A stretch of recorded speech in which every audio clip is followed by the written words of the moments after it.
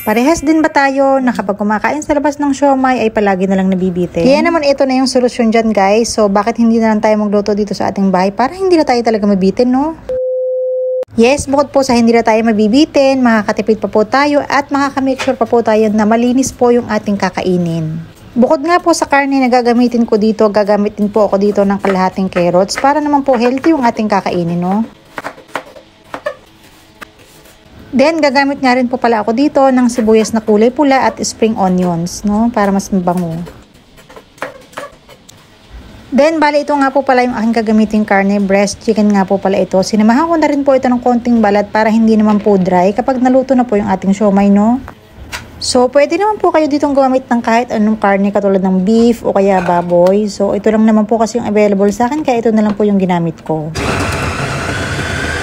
And lahat po ng mga sangkap na gagamitin ko dito ay inilagay ko po ito dito sa food processor para dito ko na po ito gigilingin. Tinimplahan ko na nga rin po pala ito ng konting magic sarap, black pepper, konting asin. At naglagay na rin po ako dito nga pala guys ng isang pirasong itlog, no? Ito nga po palang gagamitin kong siomai wrapper ay nabili ko lang din po ito sa supermarket. So pwede naman po kayo siguro makabili dito kahit sa mga palengke, no? Bali, sa pagbabalot na lang naman po ng siomai, so hindi naman po ako expert. So panoorin nyo na lang po kung paano ko po ito ginagawa. Bali, nilalagay ko po ito dito sa aking palad. Naglalagay po ako ng amount na gusto ko, kung gaano po kalaki. And then, bibilugin lang po natin ito guys. So mabilis lang naman po gumawa ng siomai. At dahil nga po tayo lang naman po yung kakain, so hindi naman po require na perfect po yung shape ng ating mga siomai na gagawin, no?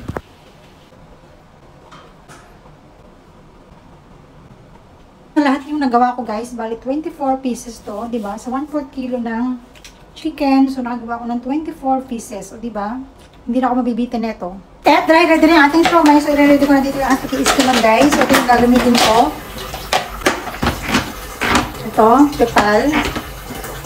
So bali yung gagawin natin dito ay lalagyan muna natin ng water, no? Ng water.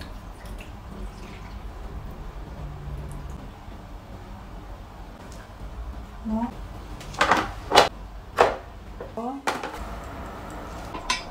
Yan guys, so ang bilis ng kumulo, no? Pwede na. Bago ko nga po pala makalimutan, nagpahid nga po pala ako dito ng konting oil bago ko ilagay itong siomai para hindi naman po ito magdikit, no, yung ilalim.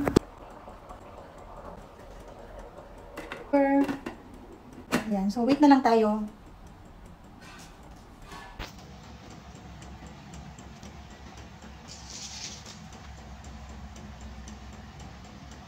Habang inaantay ko na maluto yung aking siomai, gagawa naman ako dito ng masarap na chili garlic oil.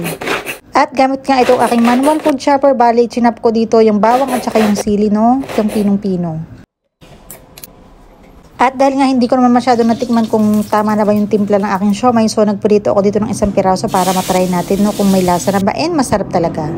So far, nung tinikman ko naman, napakasarap naman, perfect yung lasa. Kaya naman dito sa mantika, igigisa ko na dito yung sili at saka yung bawang, no? At ito nga, chinik ko itong aking siomai, bali 3 minuto na lang malapit na itong maluto. Kaya naman itong aking chili garlic oil ay titimplan ko na ito ng konting vinegar and 1/2 teaspoon ng sugar para papabalance ng lasa. Nilagyan ko na nga rin pala ito guys ng konting asin, no? Ayan, at eto, luto na po yung ating chili garlic oil. Saktong-sakto po kasi luto na rin yung ating siomai. Siyempre, habang umuusok-usok pa yan, sandukin na natin. Dahil masarap po itong kainin kapag medyo mainit, no? Masarap. Anghang, no? Lagyan natin pa ng sili.